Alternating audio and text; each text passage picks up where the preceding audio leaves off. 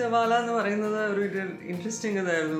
കാരണം ഞാൻ work start ചെയ്തത് സോണി പിക്ചേഴ്സ് ഇൻ്റർനാഷണൽ വേണ്ടിയിട്ട് അവരുടെ ഇൻ്റർനാഷണൽ ഫിലിംസിൻ്റെ ഇതിലായിരുന്നു. അപ്പം അങ്ങനെ ഇരിക്കെ അവർ ശത്രുഘ്നൻ സിൻഹയുടെ ആദ്യത്തെ ഹോം പ്രൊഡക്ഷനായ പടം മേരാ ദിലിലേക്ക് ദേഖോ എന്നുള്ളൊരു പടം അവർ ഏറ്റെടുത്ത് ചെയ്തപ്പം അത് എൻ്റെ അടുത്തായിരുന്നു അതിൻ്റെ publicity ഡിസൈൻസിനൊക്കെ ചോദിച്ചിരുന്നത്.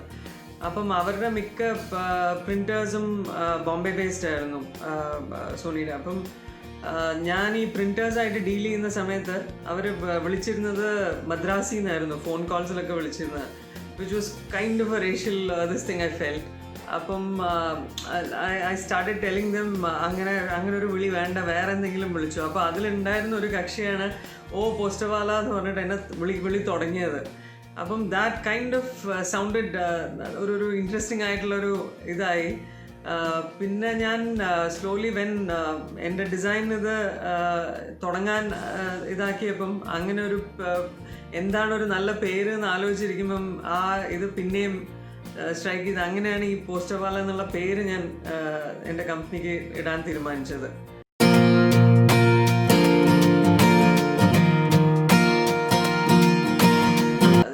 One interesting fact is that ഞാൻ ഈ അടുത്ത ഈ ലോക്ക്ഡൗൺ സമയത്ത് നമ്മളുടെ സ്കൂൾ ഗ്രൂപ്പിൽ പല ഫ്രണ്ട്സും എൻ്റെ ഞാൻ അവർക്ക് വേണ്ടി വരച്ച കുറേ ഡ്രോയിങ്സ് ഷെയർ ചെയ്തിരുന്നു. അപ്പം ആദ്യം കാണുമ്പോൾ എനിക്ക് തന്നെ മനസ്സിലായിരുന്നില്ല ഇത് ഞാൻ വരച്ചതാണെന്നുള്ളത്. പിന്നെ അവർ ചോദിക്കുമ്പോഴാണ് ഇത് ആരാ വരച്ചതെന്ന് അറിയുമെന്ന് ഗ്രൂപ്പിൽ ചോദിക്കുമ്പോഴാണ് പലരുമായിട്ട് ഇങ്ങനെ ആൻസർ ചെയ്യുന്നത്. അപ്പം ഐ തിങ്ക് ഞാൻ ആ കാലത്ത് തന്നെ എൻ്റെ ഫ്രണ്ട്സിനുള്ള ഓട്ടോഗ്രാഫ്സും ഇതൊക്കെ ഒരു more than words it was pictures through which I was communicating. So I think അന്നേ തുടങ്ങിയ ഒരു ഇതായിരിക്കാം. പിന്നെ വീട്ടിൽ അച്ഛൻ ഇപ്പോഴും എടുത്തു വെച്ച ഒരു ഞാൻ അന്ന് വരച്ചൊരു ബോബനും മോളിയുടെയും ഇതുണ്ട്, ബോബനും മോളിയുടെ അമ്മാവനും പൂച്ചയും കൂടി ഓടുന്നൊരു ഇതുണ്ട്. അപ്പം മേ ബി അതൊക്കെ ആയിരിക്കാം നമ്മുടെ ഒരു എന്താ പറയുക ബേസ്. ടോം സാറിൻ്റെ വരയിൽ കൂടി ജസ്റ്റ് ഒരു 4 ചിത്രങ്ങൾ മതി ആ ഒരു ഐഡിയ കമ്മ്യൂണിക്കേറ്റ് ചെയ്യാനുള്ള ഒരു ഇത്. അപ്പം may be those were the beginning. നമ്മുടെ ബാലരമയും ബാലമംഗളവും ഡിങ്കനൊക്കെയാണ് നമ്മളുടെ ബേസ്. പിന്നെ അമ്മമ്മ ചെറുപ്പത്തിലെ സന്ധ്യാസമയത്ത് രാമായണവും ഈ ഭാഗവതമൊക്കെ വായിച്ചു തരുമ്പം one interesting this thing is that ഈ ബുക്കുകൾ വായിക്കുമ്പോഴൊക്കെ എനിക്ക് ഓർമ്മ ഉണ്ടായിരുന്നത് അതിലത്തെ കുറേ ചിത്രങ്ങളായിരുന്നു. അപ്പം നമ്മൾ അന്നേ ഇത് കാണുന്നത് ഇങ്ങനത്തെ ഈ ബുക്സിൻ്റെ ഇതിലൂടെയുള്ള ചിത്രങ്ങളും കാര്യങ്ങളാണ്. ആൻഡ് ഞാൻ എത്രയോ വർഷങ്ങൾ കഴിഞ്ഞിട്ട് like may be last year or something Guruvayur ചെന്നപ്പം ഔട്ട് ഓഫ് ക്യൂരിയോസിറ്റി ഞാൻ ആ പർട്ടിക്കുലർ അധ്യാത്മരാമായണത്തിൻ്റെ ബുക്ക് കിട്ടുമെന്ന് പോയി അന്വേഷിച്ചു.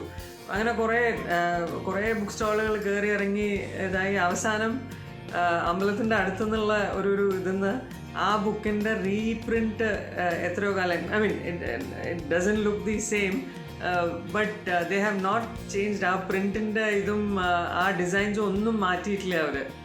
So that is one of my prized possessions actually now.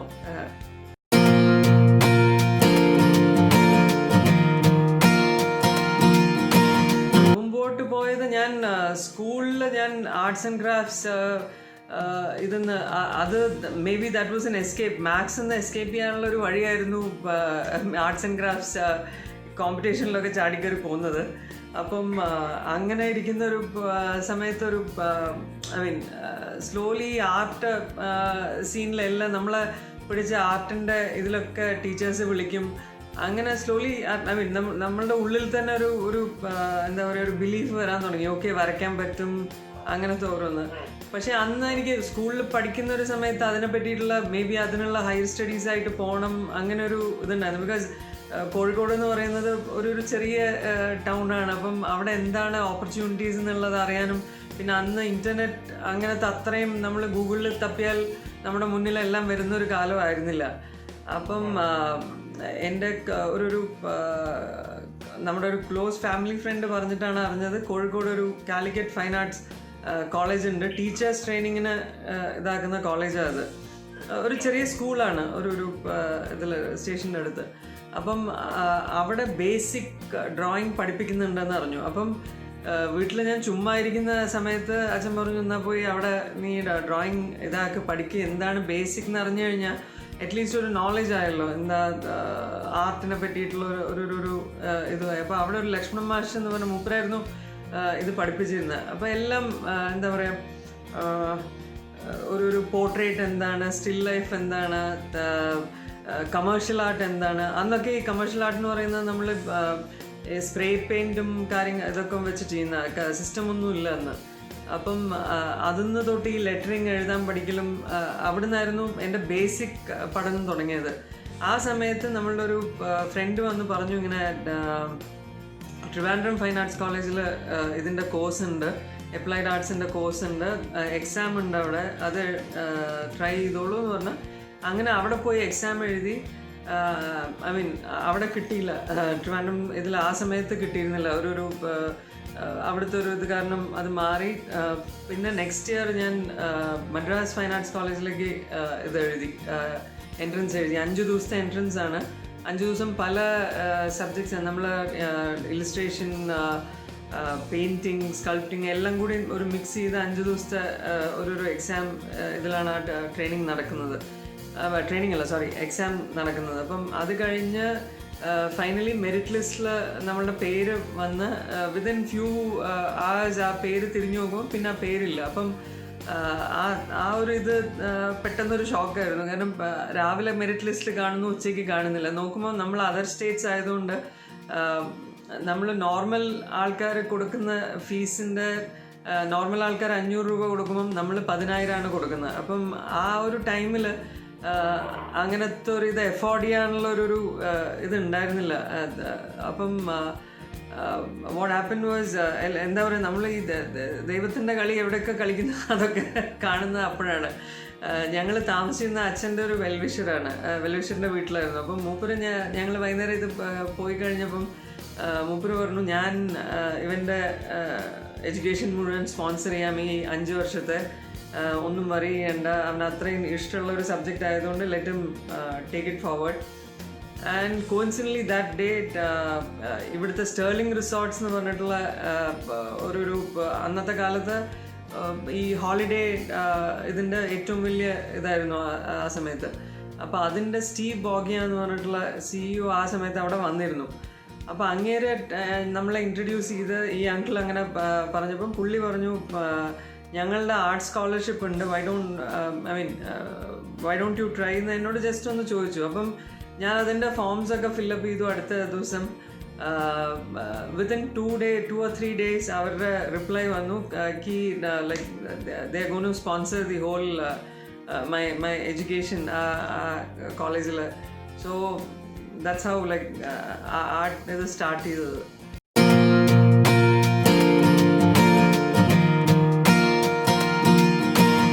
Yes, definitely. I mean, thankfully, I was born into a family of like artists.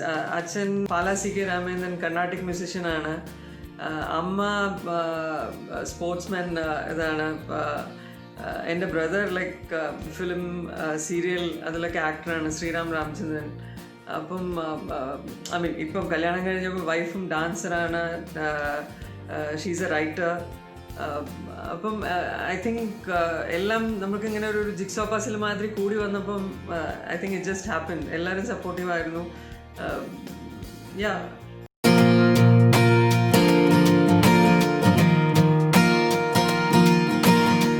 I did my visual communication. പഠിപ്പ് കഴിഞ്ഞിട്ടില്ലായിരുന്നു. പഠിപ്പിൻ്റെ second year തൊട്ടിട്ട് ഞാൻ സന്തോഷ് ചേട്ടൻ്റെ കൂടെ join ചെയ്തു, Santhosh Shivan.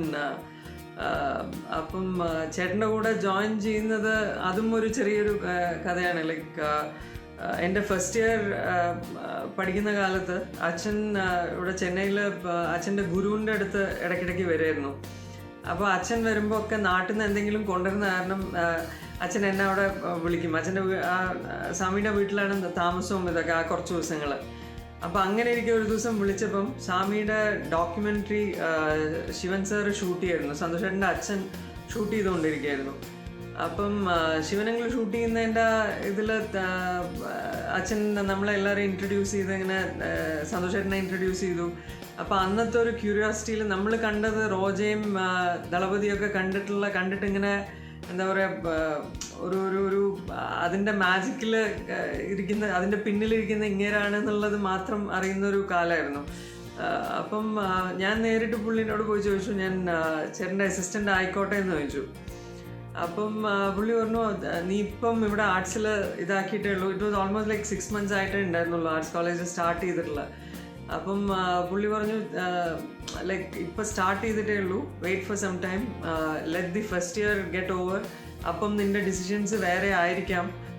May be നീ advertising ഇതിലേക്ക് പോകാനുള്ളൊരു ഇതിൽ plan ഉണ്ടായിരിക്കാം ആ ഒരു ടൈമിൽ. But I mean he said wait and see എന്ന്. അങ്ങനെ 1 വർഷം കഴിഞ്ഞു കോളേജിൻ്റെ. പക്ഷേ എൻ്റെ ഡിസിഷൻ ഐ തിങ്ക് അപ്പോഴത്തേക്ക് ബിക്കെയിം സ്ട്രോങ്ങർ ദാറ്റ് ലൈക്ക് ഞാൻ ചേട്ടൻ്റെ കൂടെ തന്നെ പോകണം എന്നുള്ള ഡിസിഷൻ കുറച്ചും കൂടി സ്ട്രോങ്ങർ ആയിരുന്നു.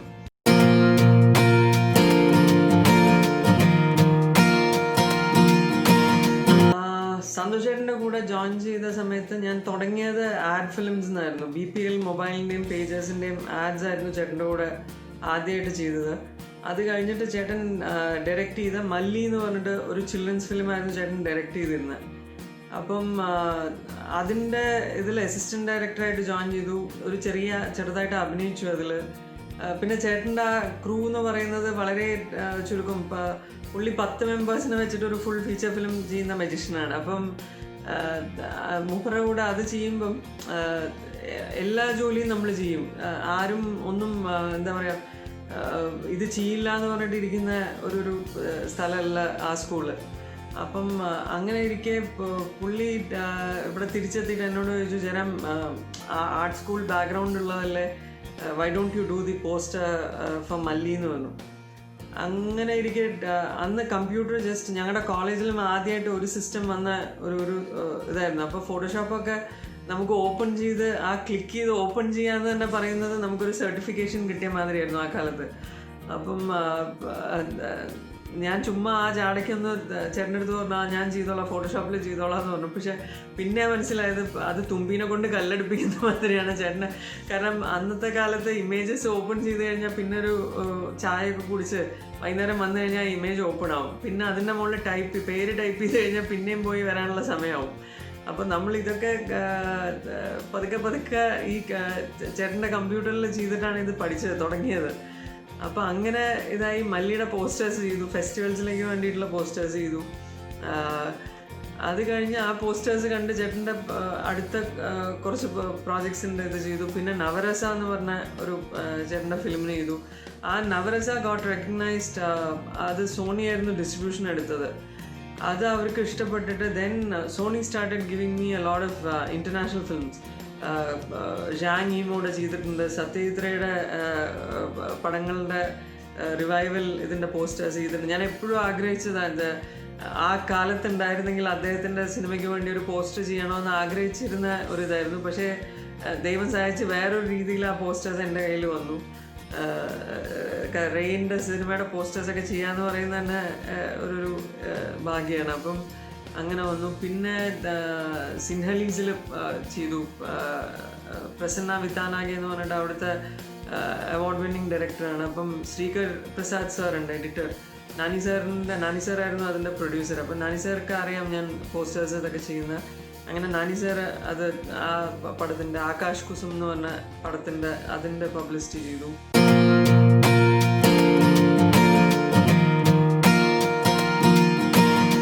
എൻ്റെ ക്ലോസ് ഫ്രണ്ടാണ് സുനിൽ ബാബു, ആർട്ട് ഡയറക്ടർ. അപ്പം സുനിലിനറിയാം ഞാൻ ഈ ഡിസൈൻസും കാര്യങ്ങളൊക്കെ ചെയ്യുന്നത്. അപ്പോൾ സുനിൽ ആ കാലത്ത് പഴശ്ശിരാജ എന്ന് പറഞ്ഞ പടത്തിൻ്റെ ആർട്ട് ഡയറക്ടറായിരുന്നു സുനിൽ ഒരു പെർട്ടിക്കുലർ ഫേസിൽ. അപ്പം സുനിൽ ഒരു ദിവസം എൻ്റെ അടുത്ത് വന്ന് ചോദിച്ചു, എടാ നിനക്ക് അതിൻ്റെ ടൈറ്റിൽ ചുമ്മാ കാലിഗ്രഫിയിൽ ചെയ്യാൻ പറ്റുമോ എന്ന് ചോദിച്ചു. അപ്പം ഞാൻ ശരി, എനിക്ക് കാലിഗ്രഫി ഭയങ്കര ഇഷ്ടമുള്ള ഒരു സബ്ജക്റ്റാണ്. അപ്പം ഞാൻ സിസ്റ്റമിൽ ഇരുന്നിട്ട് തന്നെ ഇത് വെച്ച് ചെയ്തു. 2-3 ഓപ്ഷൻ കൊടുത്തു. അങ്ങനെ ഒരു ഇതിൽ സുനിൽ പറഞ്ഞു, എടാ നീ ചെയ്തൊരു ഓപ്ഷൻ ഹരിഹരൻ സാറിന് ഭയങ്കര ഇഷ്ടമായിട്ടുണ്ട്, നീ അതിൻ്റെ പോസ്റ്റർ ചെയ്യുന്നതെന്ന് ചോദിച്ചു.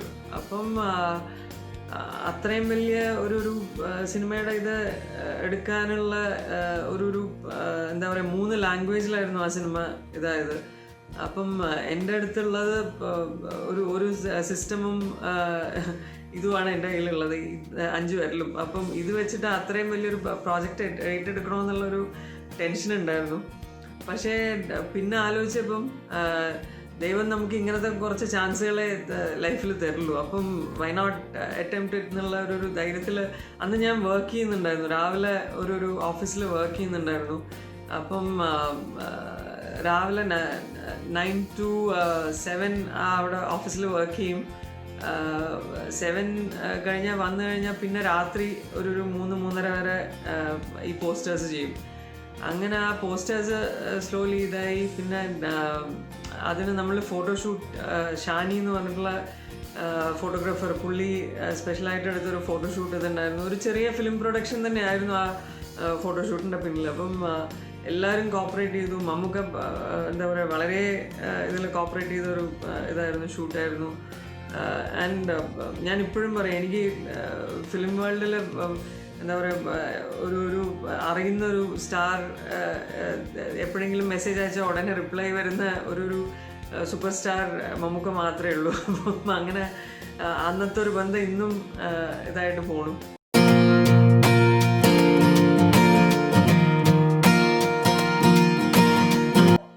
I might have handled almost like 60+ films in all languages, like English, Sinhalese, Hindi, Telugu, I mean definitely Malayalam and Tamil. Yeah, that's it. And Zhang Yimou's Curse of the Golden Flower, it's one classic film. So I mean, yeah, and almost like 20 years into design.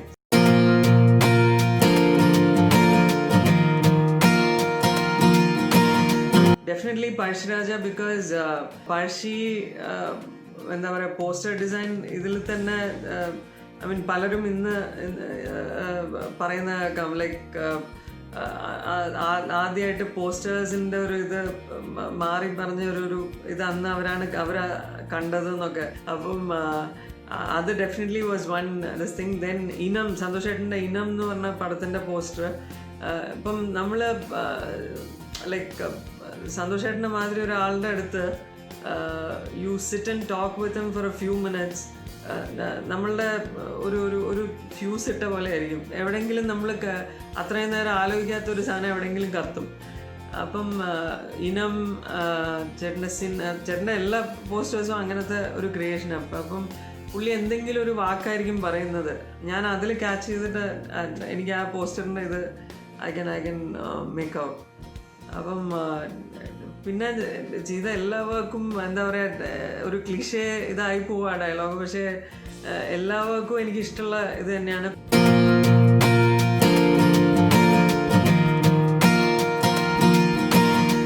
നമ്മൾ ഫിലിംസിൻ്റെ ഇത് പിന്നെയും ഫേസസും ആ ഇതും കോൺസെപ്ച്വലായിട്ട് നമ്മൾ ചെയ്യുന്നത് വളരെ ചുരുക്കമാണ്. അങ്ങനെ ഇരിക്കുമ്പോഴാണ് ഞാൻ ട്രിബ്യൂട്ട് പോസ്റ്റേഴ്സ് എന്ന് പറഞ്ഞിട്ടൊരു സീരീസ് സ്റ്റാർട്ട് ചെയ്തത്.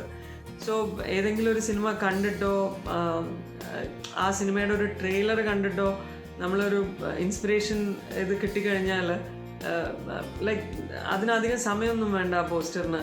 U just take like 30 minutes to because നമ്മുടെ മനസ്സിലൊരു അതിൻ്റെ ഒരു വിഷ്വൽ വന്നിട്ടുണ്ടാവും അപ്പോഴത്തേക്ക്. അപ്പം അങ്ങനെ ഒരു സീരീസ് ഞാൻ ഇറക്കുന്നുണ്ട്. And I have quite a fan following for that on the social media. So അങ്ങനെ ഹിറ്റായ പോസ്റ്റേഴ്സ് ആയിരുന്നു. ജല്ലിക്കെട്ടിൻ്റെ ഞാൻ ചെയ്തൊരു പോസ്റ്റർ ഉണ്ടായിരുന്നു. വേറെ ഒരു ആ പടത്തിലെടുത്തൊരു ഏരിയൽ ഷോട്ടിൻ്റെ ഒരു ആൾക്കാർ ഒരു നാൽക്കോലയിൽ വന്നിട്ട് പന്തം കത്തിച്ച് ഓടുന്നൊരു ഷോട്ടായിരുന്നു അത്. അപ്പം അത് കണ്ടപ്പോൾ എനിക്ക് ആ ഒരു തീമിനോട് റിലേറ്റ് ചെയ്യാൻ പറ്റിയൊരു സാധനം. ബിക്കോസ് ആ നാൽക്കോലയുടെ ഷേപ്പ് ഒരു 3 സൈഡിലേക്കായിരുന്നു അത് പോയത്. അപ്പം എൻ്റെ കണ്ണിൽ അത് ഒരു പോത്തിൻ്റെ തല പോലെയായിരുന്നു തോന്നിയത്. അങ്ങനെ അപ്പം തന്നെ ഇരുന്ന് ഞാനത് ട്രെയിലറിൽ നിന്ന് വിഷ്വൽസ് ഗ്രാബ് ചെയ്തിട്ട് ഉണ്ടാക്കിയൊരു പോസ്റ്ററായിരുന്നു അത്. ലിജോ അതിനെപ്പറ്റി ഇൻ്റർവ്യൂസിൽ പറഞ്ഞിട്ടുണ്ട്. And it was widely shared. ആ പോസ്റ്റർ ഇതാക്കിയിരുന്നു. പിന്നെ പ്രേമത്തിൻ്റെ ട്രിബ്യൂട്ട് പോസ്റ്റർ ഉണ്ടായിരുന്നു. തമിഴിൽ ദർബാറിൻ്റെ ഇത് ചെയ്ത, പിന്നെ എന്തിരൻ്റെ ശങ്കർ സാർ അതിനെ ട്വീറ്റ് ചെയ്തിരുന്നു. അങ്ങനെ കുറേ ഉണ്ട്. ആ ഒരു സീരീസ് വേറെ ഞാൻ നടത്തുന്ന ഒരു സംഭവമാണ്.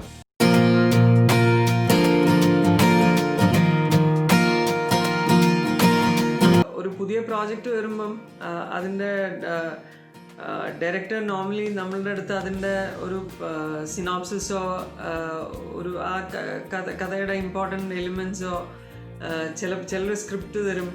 ഇപ്പം people like Vineeth and all.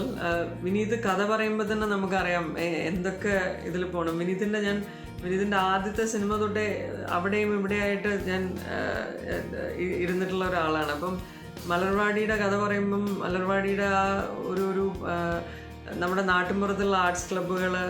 അപ്പം ഞാൻ കോഴിക്കോടുള്ള ഒരു സമയമായിരുന്നു. അപ്പം കല്ലായി സൈഡിലുള്ള പല പല ഈ പെട്ടിക്കടകളുടെ മുകളിലുള്ള ക്ലബ്ബുകൾ, അവിടെയൊക്കെ പോയിട്ട് അതിൻ്റെ ഒരു ക്യാരക്ടറും അങ്ങനെയാണ് അതിൻ്റെ ബോർഡ് ഡിസൈൻ ചെയ്തത്. മലർവാടി ആർട്സ് ക്ലബ് എന്നുള്ള ഒരു ബോർഡ് അങ്ങനെ വന്ന സംഭവമാണ്. പിന്നെ people like Anjali Menon.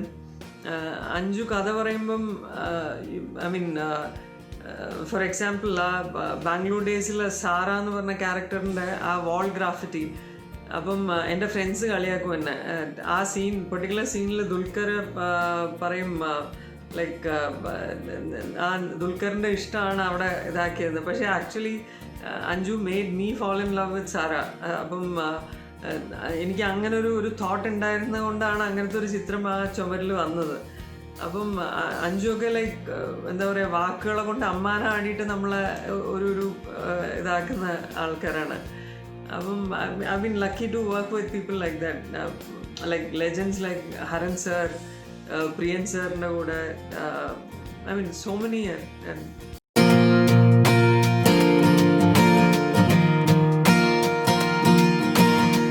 Basically ഫോട്ടോഷോപ്പാണ് ഞാൻ യൂസ് ചെയ്യുന്നത്. പിന്നെ Wacom, I mean art board ഉണ്ട്. അത് വാക്കോം ആക്ച്വലി ഞാൻ സ്റ്റാർട്ട് ചെയ്തത് because I mean it's easy to draw on that. So I mean vacuum artboard ഉണ്ട്. പിന്നെ ഇല്ലുസ്ട്രേറ്റർ യൂസ് ചെയ്യും. പിന്നെ ഇപ്പോഴും ടൈറ്റിൽ ഞാൻ ഐ മീൻ നമ്മൾ പണ്ട് തുടങ്ങിയത് ബേസിക്സ് ആയതുകൊണ്ട് ഇപ്പോൾ ടൈറ്റിൽ ആദ്യം തന്നെ കാണുമ്പോൾ നമ്മൾ വരച്ചു നോക്കും ടൈറ്റിൽ എങ്ങനെ ഇതാക്കാം. ഇപ്പം ജസ്റ്റ് ഫോണിൽ ഫോട്ടോ എടുത്ത് നേരെ സിസ്റ്റമിലേക്ക് മാറ്റി അതൊന്ന് ട്രേസ് ചെയ്തെടുക്കും. അപ്പം that's become much easier now. പിന്നെ കാലിഗ്രഫി ചെയ്യും. അങ്ങനത്തെ കാലിഗ്രഫിയിൽ ഓരോ സംഭവങ്ങൾ ഇതാക്കും.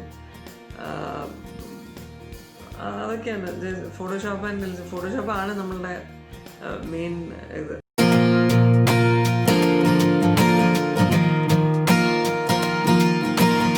സന്തോഷേട്ടൻ എന്നുള്ള ഒരു എന്താ പറയുക, like you C Thalapathy Roja ഒക്കെ കാണുമ്പം, റോജയൊക്കെ ഞാൻ തിയേറ്ററിൽ നിന്ന് ആദ്യമായിട്ട് കണ്ടപ്പം ശരിക്കും അതിലത്തെ തണുപ്പ് നമ്മൾ അനുഭവിക്കുന്നതും അതിലത്തെ എന്താ പറയുക അതിലത്തെ ചൂട് നമ്മൾ ഇതാക്കുന്നതും നമ്മൾ ആ വിഷ്വൽ ഇതിൽ അനുഭവിച്ചറിഞ്ഞതാണ്. അപ്പം അങ്ങനത്തെ ഒരു മനുഷ്യനെ ആദ്യമായിട്ട് കാണാൻ പോകുമ്പം ശരിക്കും നമ്മൾ എന്താ പറയുക ഒരു അത്ഭുത ജീവിനെ കാണാൻ പോകുന്നുള്ള ഒരു ഇതിലാണ് നമ്മൾ അവിടെ എത്തിപ്പെടുന്നത്. അപ്പം അങ്ങേരുടെ കൂടെ ആദ്യമായിട്ട് നമ്മളിരിക്കുന്ന എന്താ പറയുക ഒരു സെറ്റിൽ ഞാൻ എന്താ പറയുക ഒരു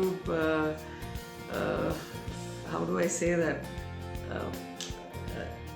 ഒരു ചെറിയ കുട്ടിക്ക് ആദ്യമായിട്ട് പോയി എന്തെങ്കിലും ഒരു വലിയ അത്രയും കാലം അത്ഭുതമായിട്ട് കാണുന്ന ഒരു സംഭവം മുന്നിൽ വന്നാലുള്ള ഒരു മൊമെൻ്റ് ഉണ്ടല്ലോ, അതായിരുന്നു ആദ്യത്തെ ചേട്ടൻ്റെ കൂടെ സെറ്റിലിരിക്കുന്ന ഒരു ഇത്.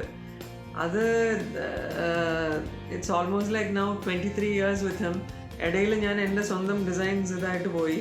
ഇപ്പം കഴിഞ്ഞ 1.5-2 വർഷം മുമ്പ് ചേട്ടൻ്റെ കൂടെ പിന്നെയും ജോയിൻ ചെയ്തു. അത് ചേട്ടൻ ഞാൻ ഇതിൻ്റെ ഒരു 2 വർഷം മുമ്പ് I did a music video called Aliveni. അതൊരു ഇൻഫിലിം ബ്രാൻഡിങ് ഇതായിട്ട് ചെയ്ത് I mean God's grace it's like 2.9 million views കഴിഞ്ഞു യൂട്യൂബിൽ. അപ്പോൾ അത് കണ്ടപ്പോൾ ചേട്ടൻ എന്നോട് പറഞ്ഞു, ഇയാൾ ഈ റൂമിൻ്റെ ഉള്ളിലിരുന്ന് ഡിസൈൻ ചെയ്തൊക്കെ മതിയാക്കി പുറത്തേക്ക് വന്ന് ഡയറക്ഷൻ ഇത് ചെയ്യാനുള്ള സമയമായി. താൻ ഇതൊക്കെ ഒന്ന് കുറച്ചൊന്ന് സ്ലോ ആക്കുമെന്ന് പറഞ്ഞു. അങ്ങനെയാണ് ഞാൻ ഇതിലേക്ക് ശരി ചേട്ടൻ്റെ കൂടെ പിന്നെയും ഇതാക്കാമെന്ന് പറഞ്ഞ് ജാക്ക് ആൻഡ് ജിൽ എന്ന് പറഞ്ഞ പടത്തിലാണ് ചേട്ടൻ്റെ കൂടെ പിന്നെയും ജോയിൻ ചെയ്യുന്നത്. അപ്പോൾ ഇപ്പം എന്താ പറയുക, ഇപ്പോഴും മാജിക്കിന് ഒരു കുറവുമില്ല, ചേട്ടൻ്റെ സ്പീഡിന് ഒരു കുറവുമില്ല. അതേ ജോഷിൽ തന്നെയാണ് ചേട്ടൻ ഇപ്പോഴും ഇത് വർക്ക് ചെയ്യുന്നത്.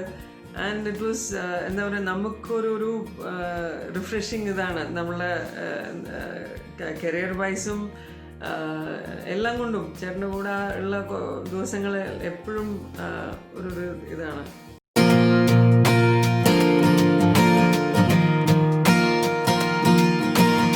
ഞാൻ എ ആർ റഹ്മാൻ്റെ ഒരു വലിയ ഫാനാണ്.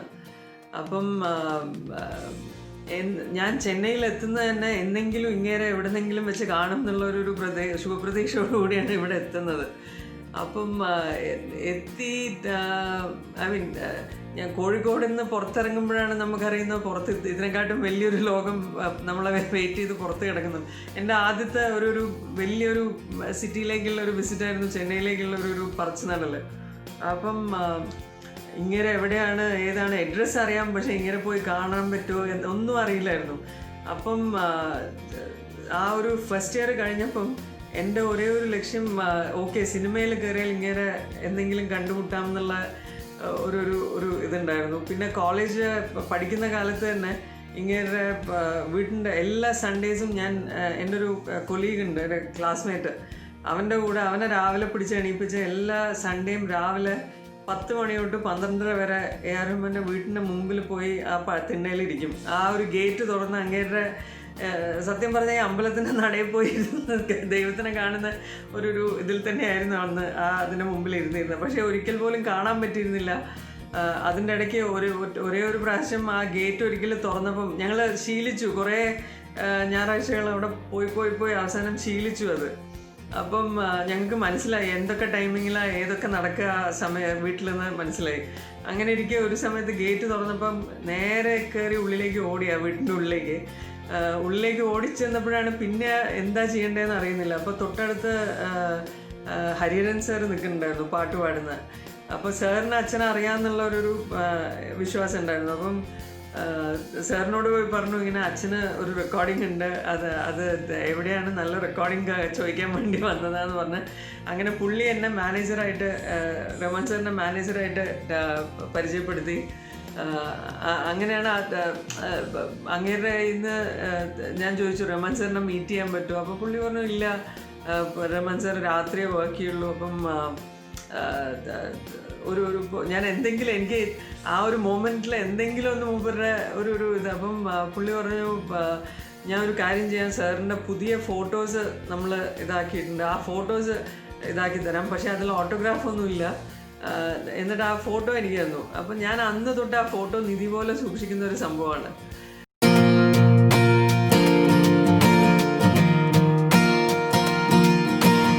ദാറ്റ് വാസ് ലൈക്ക് എത്രയോ വർഷങ്ങൾക്ക് ശേഷം ഞാൻ ബ്രാൻഡിങ്ങും എൻ്റെ ഡിസൈനും ഒക്കെ ഒരു എസ്റ്റാബ്ലിഷ്ഡ് ഇതായ സമയത്ത് ഒരിക്കലും നമ്മളുടെ ഒരു ഫ്രണ്ട് ഉണ്ട്, ഞങ്ങളുടെ ക്ലോസ് ഫാമിലി ഫ്രണ്ടും എൻ്റെ ഒരു മെൻറ്ററൊക്കെ ആയിട്ട് ത്രിലോക് നായർ. കോയിൻസിഡൻ്റ്ലി ഞാൻ പറഞ്ഞില്ലേ, എല്ലാം ലൈഫിലെ അധിക സാധനങ്ങളും ഈ ജിക്സോ പസിൽ മാത്രമേ എല്ലാം ഇങ്ങനെ വന്ന് ഒരു പ്ലേസിൽ നിൽക്കുന്നത് പോലെയാണ്. അപ്പം ത്രിലോക് ജി സന്തോഷേട്ടൻ്റെ കൂടെയുള്ളൊരു കണക്ഷൻ കാരണം ഞാൻ പരിചയപ്പെട്ട അങ്ങേരാണ്. അപ്പം ഒരിക്കലും ത്രിലോക് ജി എന്നെ വിളിച്ചു പറഞ്ഞു, ജയറാം നമുക്കൊരാളെ പോയി മീറ്റ് ചെയ്യണം. പക്ഷേ ഇതിൻ്റെ മുമ്പൊക്കെ ഓരോരോ ഇൻസ്റ്റൻസസ് ഉണ്ടായിട്ടുണ്ട് റഹ്മാൻ സാറിനെ മീറ്റ് ചെയ്യാനും. പിന്നെ സന്തോഷേട്ടനെ എനിക്ക് ഈ റഹ്മാൻ പ്രാന്ത് അറിയുന്നതുകൊണ്ട് സന്തോഷേട്ടൻ ഒരിക്കലും ഡൽഹിയിൽ നിന്ന് വരുമ്പം എന്നെ വിളിച്ചു, എയർപോർട്ടിൽ നിന്ന് വിളിച്ചു. എന്നിട്ട് പറഞ്ഞു, ജനം ഒന്ന് എന്നെ വന്ന് പിക്ക് ചെയ്യ്, നീ. അപ്പം ഞാൻ യൂഷ്വൽ ഇതിൽ ശരി ചേട്ടനെ പിക്ക് ചെയ്യാൻ വേണ്ടി ഇതാക്കാന്ന് പറഞ്ഞ് ഓഫീസിൽ നിന്ന് നേരെ എയർപോർട്ടിലേക്ക് പോയി. എയർപോർട്ടിലെത്തിയിട്ടാണ് ഞാനിങ്ങനെ പുറത്ത് വെയിറ്റ് ചെയ്യാൻ, മറ്റേ അറൈവൽ ഇതിൻ്റെ അടുത്ത് വെയിറ്റ് ചെയ്തുകൊണ്ടിരിക്കുമ്പോൾ ചുറ്റും എൻ്റെ മുമ്പിൽ മറ്റേ സാധാരണ ക്രൗഡ്, ടാക്സി ഡ്രൈവേഴ്സും മറ്റേ ആൾക്കാരെ റിസീവ് ചെയ്യാൻ വന്ന ആൾക്കാരും എല്ലാം ഇങ്ങനെ ഇരിക്കുന്നുണ്ട്. അപ്പോൾ ഫ്ലൈറ്റ് അറൈവ് ചെയ്തു എന്ന് മറ്റേ ബോർഡിൽ വന്നതിന് ശേഷം ഒരു 10 മിനിറ്റിന് കഴിഞ്ഞപ്പം ഒരു ഒരു ഒരു ഹിസ്പിസ് ആ ഏരിയയിൽ മുഴുവൻ ഒരു കച്ചവച്ച ഒരു സൗണ്ട്. അപ്പം എനിക്ക് എന്താണെന്നുള്ള ഒരു ഇത് മനസ്സിലാവുന്നില്ല. അപ്പം ഞാൻ ഒരു മറ്റേ റെയിലിങ്ങിൻ്റെ മുകളിൽ കയറി നോക്കിയപ്പം പെട്ടെന്ന് അപ്പുറത്തുനിന്ന് സന്തോഷേട്ടനും റഹ്മാൻ സാറും നടന്നു വരണം. അപ്പോൾ എൻ്റെ കയ്യും കാലും എല്ലാം വിറച്ച് ഒരു വഴിയായി. ഉള്ളിൽ നിന്ന് നേരെ സന്തോഷേട്ടൻ എന്നെ ജയറാം ഇതാ എവിടെയെന്ന് ചോദിച്ചപ്പം ഹോൾ അവിടെ നിന്നിരുന്ന ക്രൗഡിൻ്റെ അറ്റൻഷൻ മുഴുവൻ നേരെ തിരിഞ്ഞ് എന്നെയാണ് നോക്കുന്നത്.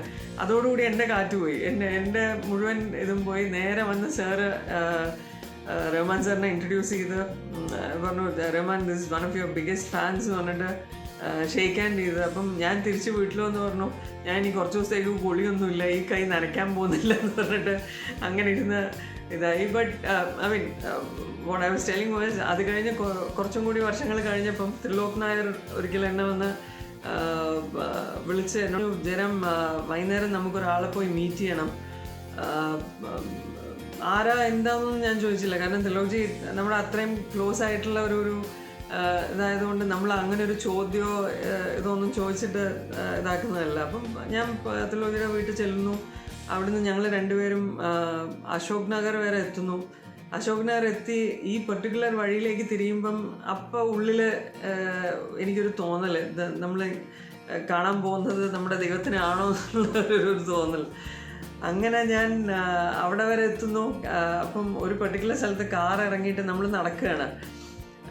നടന്ന് നമ്മൾ ഈ നമ്മൾ പണ്ട് വെയിറ്റ് ചെയ്തിരുന്ന ആ ഒരു എന്താ പറയുക പടിയും എല്ലാം കാണുമ്പോൾ ഒരു കൈൻഡ് ഓഫ് എന്താ പറയുക ഒരു വേറെ തന്നെ ഫീലിംഗ്. അത് പറഞ്ഞറിയിക്കാൻ പറ്റാത്തൊരു തരം ഫീലിംഗാണ് അത്. അങ്ങനെ നമ്മൾ അവിടെ എത്തുന്നു. റഹ്മാൻ സാറിൻ്റെ മാനേജറാണ്. ഞാൻ പണ്ട് മറ്റേ സ്റ്റുഡിയോ ചോദിച്ച് നടന്ന മാനേജറും എനിക്ക് ഫോട്ടോ തന്ന മാനേജറെ അവിടെ കാണുന്നു, നോയൽ ജെയിംസ്. അത് കഴിഞ്ഞ് വെയിറ്റ് ചെയ്ത് ഒരു 6:30-7 മണിയായപ്പം വരുന്നു റഹ്മാൻ സാർ. ദെൻ ത്രിലോക്ജി പറയണു ഇങ്ങനെ, ജയറാം ഇതാണ്, ജയറാം ഡിസൈനർ ഇതാണ് അതാണ് എന്നൊക്കെ പറഞ്ഞ് ഇൻട്രൊഡ്യൂസ് ചെയ്തു.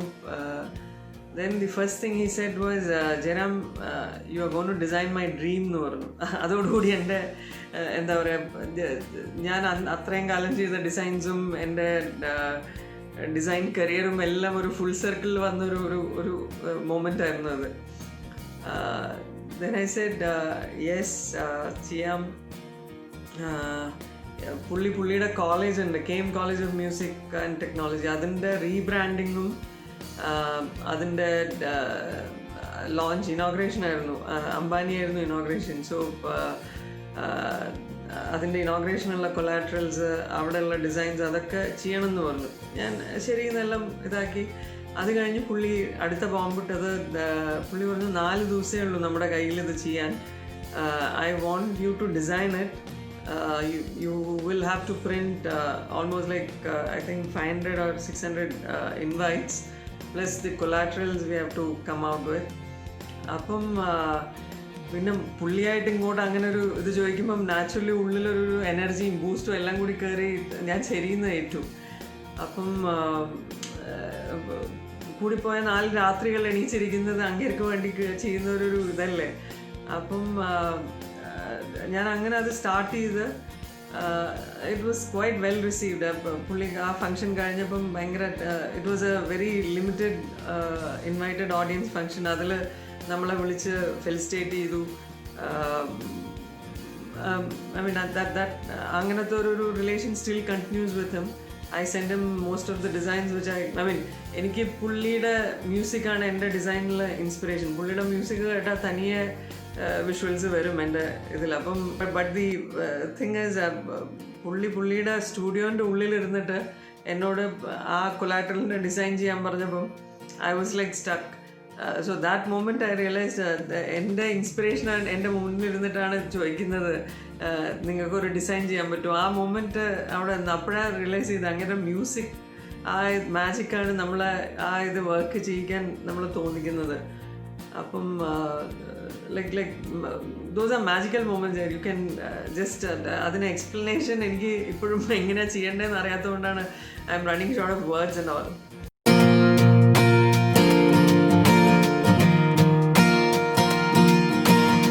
എൻ്റെ ഫേസ്ബുക്കിലൊക്കെ എൻ്റെ കുറേ ഫ്രണ്ട്സ് ഉണ്ട്. ലൈക്ക് അവരൊക്കെ they become part of my like എന്താ പറയുക, they are family to me. അപ്പം അതിൽ പലരും ഞാൻ ഡിസൈൻ പോസ്റ്റ് ചെയ്ത ഉടനെ തന്നെ വന്ന് ഐ മീൻ എല്ലാവരും അവരുടേതായിട്ടുള്ള തിരക്കുകളും എല്ലാം ഇതായിട്ടുള്ള ആൾക്കാരാണ്. ബട്ട് ദേ ടേക്ക് ദാറ്റ് അവരുടെ ആ മൊമെൻറ്റിൽ നിന്ന് they take that time to comment in detail on what ever I posted. Like ചിലരൊക്കെ പറയുന്നതായിട്ട് നമുക്ക് I mean it's kind of an inspiration. നമ്മൾ അടുത്ത വർക്കിലേക്ക് പോകാനുള്ള ഒരു ഇൻസ്പിറേഷനാണ്. പലരുടെയും ലൈഫിനെ ഇൻഫ്ലുവൻസ് ചെയ്ത ഇതുണ്ട്. പല യങ്സ്റ്റേഴ്സും they have taken up design after seeing നമ്മുടെ ഡിസൈൻ. ഇപ്പോഴും അവർ ഞാനായിട്ട് കോണ്ടാക്റ്റ് ഉണ്ട്. ലൈക്ക് എനിക്കിപ്പോഴും അറിയാം, ഓർമ്മയുള്ളത് റിയാസ് വൈറ്റ് മാർക്കർ എന്ന് പറഞ്ഞ പുള്ളി ഈ കരിയറിലേക്ക് വന്ന സമയത്ത് പുള്ളി എൻ്റെ അടുത്തായിരുന്നു ഡിസൈൻസിൻ്റെ ഓരോ സ്പെസിഫിക്കേഷൻസും ഇതൊക്കെ ചോദിച്ച് വന്നിരുന്നത്. അന്ന് ഐ മീൻ ഒരു പുതിയ ആൾ വരുന്നതിൻ്റെ ഒരു സന്തോഷം ഉണ്ടായിരുന്നു. അങ്ങേരുടെ വർക്ക് ഞാൻ കണ്ടിരുന്നു ആ സമയത്ത്. അപ്പോൾ ഞാൻ എല്ലാം കൊടുത്തു. അന്ന് ഞാൻ എന്നാൽ കഴിയുന്നൊരു സഹായമായിട്ടാണ് ഞാൻ ചെയ്തത്. പക്ഷേ എത്രയോ വർഷങ്ങൾക്ക് ശേഷം പുള്ളി പാലക്കാട് ഒരു ഇൻസ്റ്റിറ്റ്യൂട്ട് നടത്തുന്നുണ്ട്. അവിടുത്തെ സ്റ്റുഡൻസ് എൻ്റെ ഫേസ്ബുക്കിലുള്ള കാര്യം എനിക്ക് അറിയില്ലായിരുന്നു. അത് കഴിഞ്ഞ് ഒരു ദിവസം ഒരു പയ്യൻ ഫേസ്ബുക്കിൽ വന്ന് എന്നോട് പറഞ്ഞു, ജയറാമേട്ട ആ ഇൻസ്റ്റിറ്റ്യൂട്ടിൽ ആദ്യം ജോയിൻ ചെയ്ത ആദ്യത്തെ ക്ലാസ്സിൽ ജയറാമേട്ടനെ പറ്റിയിട്ടാണ് പറയുക. ജയറാമേട്ടൻ എങ്ങനെയാണ് പുള്ളിക്ക് ഹെൽപ്പ് ചെയ്ത ഇതെന്നാണ് നമ്മളുടെ സ്റ്റുഡൻസിൻ്റെ ആദ്യത്തെ ക്ലാസ്സിൽ പറയുക. അങ്ങനെയൊക്കെ കേൾക്കുമ്പം ഇറ്റ്സ് ലൈക്ക് കൈൻഡ് ഓഫ് എന്താ പറയുക, നമ്മൾ ഒരാൾക്ക് ഹെൽപ്പ് ചെയ്യാൻ ചെയ്തൊരു സംഭവം it just becomes this thing, blessing in disguise. So അങ്ങനെ കേൾക്കുമ്പോൾ ഒരു സന്തോഷമാണ്.